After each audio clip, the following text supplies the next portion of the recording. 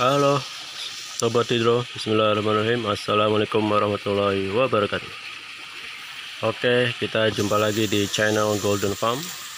Pagi ini seperti biasa kita akan coba sharing info lagi.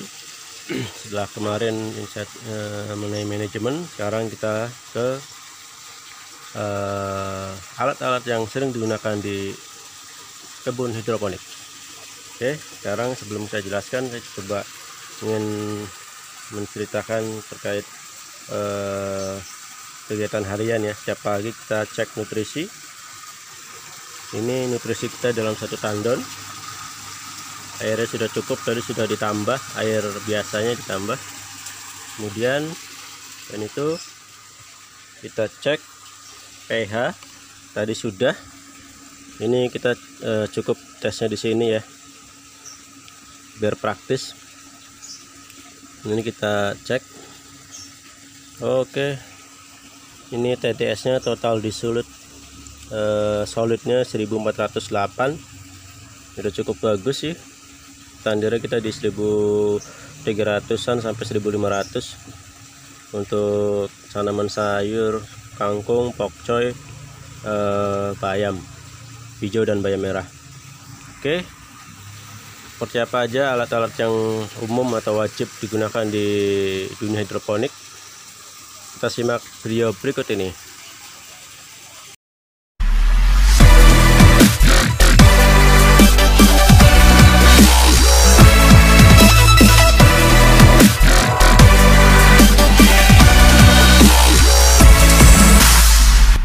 Oke sobat, kali ini kita akan menjelaskan terkait alat-alat apa saja yang sering digunakan di kebun hidroponik ya.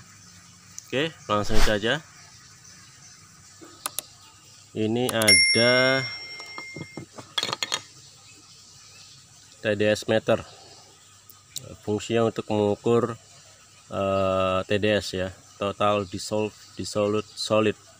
Satuannya dalam bentuk ppm, part per million. Kemudian ini ada pH meter untuk mengukur pH dalam suatu larutan. Oke. Oh ya, ini ada 1 liter larutan nutrisi. Ini larutan nutrisi A atau AB mix A.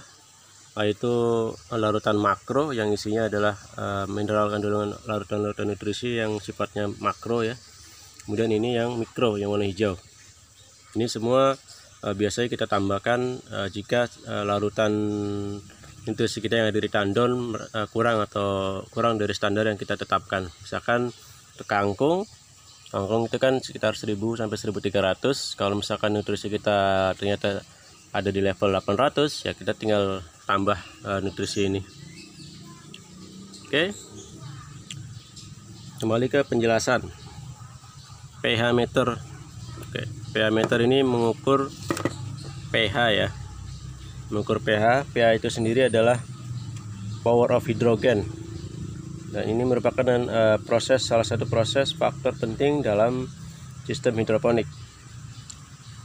Kadar keasaman larutan dihitung jika konsentrasi ion hidrogen larutan tersebut. Larutan dianggap asam jika pH-nya di bawah 7 dan dianggap basa jika di atas 7. Oke. Jadi yang larutan asam standarnya adalah 0 sampai 14. Jika angka yang di sini, angka cairan yang setelah kita ukur adalah angkanya sekitar 7, itu artinya netral. Jika di bawah 7 maka dianggap basa asam, dan jika angkanya 8 sampai 14 itu artinya cairan tersebut basa. Oke, ini juga sangat penting ya untuk standar pertumbuhan sayuran hidroponik, karena akan mempengaruhi cepat atau lambatnya pertumbuhan suatu sayuran ya. Kemudian ini ada TDS. TDS itu sendiri adalah total dissolute solid ya, mengukur sebuah kepekatan yang ada di suatu larutan nutrisi. dalam satuannya adalah ppm, part per million. Nah, part million ini adalah untuk mengukur jumlah kepekatan yang ada di dalam suatu larutan nutrisi. Karena semua jenis sayuran itu membutuhkan jenis-jenis mineral yang dibutuhkan untuk pertumbuhan. Range-nya macam-macam antara 800 sampai 1600 ppm ya, part per million. Oke.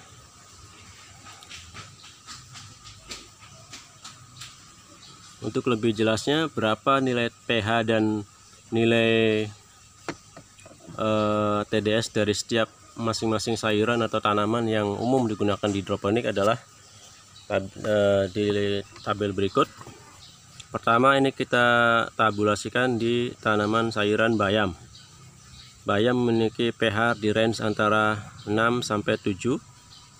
Sedangkan ppm-nya ada di range 1260 sampai 1610. Itu untuk bayam, baik bayam hijau maupun bayam merah. Kemudian yang kedua, selada. Selada berada di range pH sama 6 sampai 7. Kemudian ppm-nya agak rendah, antara 560 sampai 840. Kemudian seledri. Seledri pH-nya umumnya di 6,5. Sedangkan ppm-nya antara 1260 sampai 1680 ya. Oke, kemudian kangkung pH antara 6,5 sampai 7. Antara ppm-nya antara 900 sampai 1100. Kemudian pokcoy pH-nya sama, sekitar 6,5 sampai 7. Sedangkan ppm-nya antara 1300 sampai 1500 ya ppm. Itu tanaman-tanaman yang umum ditanam di petani-petani kecil ya, hidroponik. Ada beberapa banyak informasi tabulasi tanaman sayur yang lain di asparagus, kacang, brokoli dan lain sebagainya, tapi kita coba fokuskan yang kecil-kecil aja dulu. Oke, itu. Kemudian setelah kita mengetahui kadar apa itu pH, apa itu TDS, dan alat apa yang digunakan, selanjutnya apa yang perlu kita lakukan setiap hari. Pertama, terutama untuk menjaga agar pH dan ppm atau TDS-nya stabil. Yang pertama, jaga penampungan air nutrisi tetap nutrisi dari sinar matahari langsung ya. Karena sinar matahari langsung panas itu akan menyebabkan peningkatan suhu dari cairan nutrisi tersebut, dan otomatis biasanya akan merubah baik pH maupun dari TDS-nya itu sendiri. Jadi disarankan tandon atau tempat nutrisinya itu dilindungi ya dari sinar matahari, baik di atopin dengan ini atau di sekelilingnya diselimuti dengan inilah yang biar menjaga dia tetap dingin. Oke, itu yang pertama. Yang kedua, jaga volume penampungan air nutrisi agar tetap di level yang tinggi, minimal pasti harus di atas pompa isap yang ada di bawah, biar tidak membuat pompa nutrisi, pompa ini sirkulasi jadi panas ya. Kemudian yang ketiga, hindari air hujan masuk ke bak penampungan. Nah, ini juga penting ya, terutama buat teman-teman yang masih sistem hidroponik unitnya masih terbuka, tidak ada atap. Itu dihindari minimal mungkin, dihindari air hujan masuk, karena begitu air hujan masuk biasanya akan menambah volume air di nutrisi, dan begitu air nambah nutrisi otomatis jumlah TDS dan pH-nya otomatis jadi berubah, dan itu juga otomatis akan merubah mempengaruhi pertumbuhan sayuran ya. Oke, itu yang ketiga.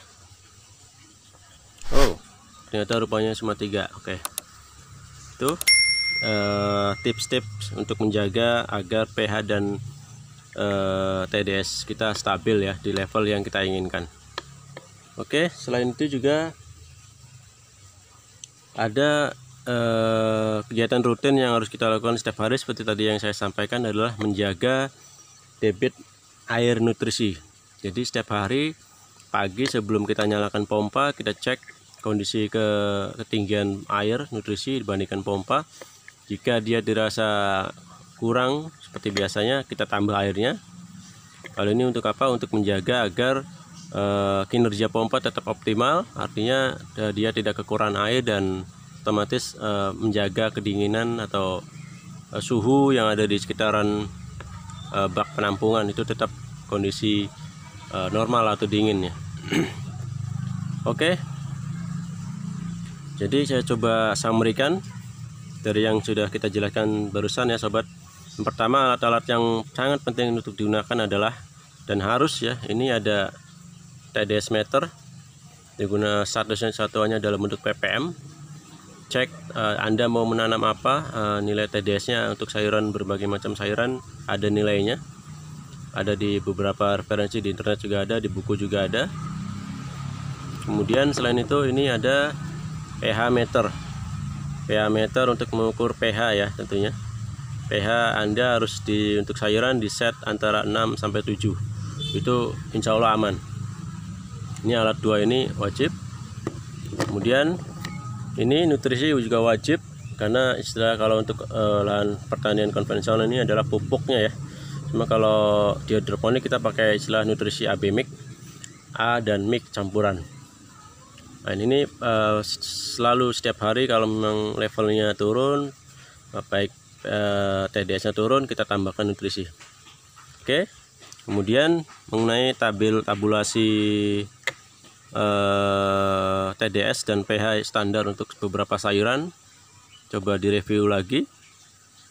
Tadi sudah kita jelaskan. Kemudian mengenai tips ya, tips merawat agar nilai pH dan TDS-nya stabil. Tadi itu ada 3 poin. Pertama, menjaga penampungan air dari sinar matahari. Kedua, jaga volume penampungan agar tetap tinggi. Kemudian 3, hindari dari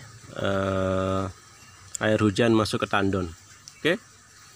Sementara itu dulu, mudah-mudahan jelas penjelasan saya dan membantu buat sobat-sobat hidroponik pemula dan masih bingung mulai dari mana dan mengenai alat-alat dan nutrisi yang akan digunakan. Semoga membantu dan semoga bermanfaat. Tetap semangat dan jangan lupa like, comment, and share, dan jangan lupa jika dirasa video ini bermanfaat dan memberikan banyak inspirasi buat sobat-sobat semua, jangan lupa subscribe dan klik logo tombol loncengnya agar kita tetap bersemangat membuat konten-konten positif terkait hidroponik. Tetap semangat. Bismillahirrahmanirrahim. Wassalamualaikum warahmatullahi wabarakatuh. Salam hidro.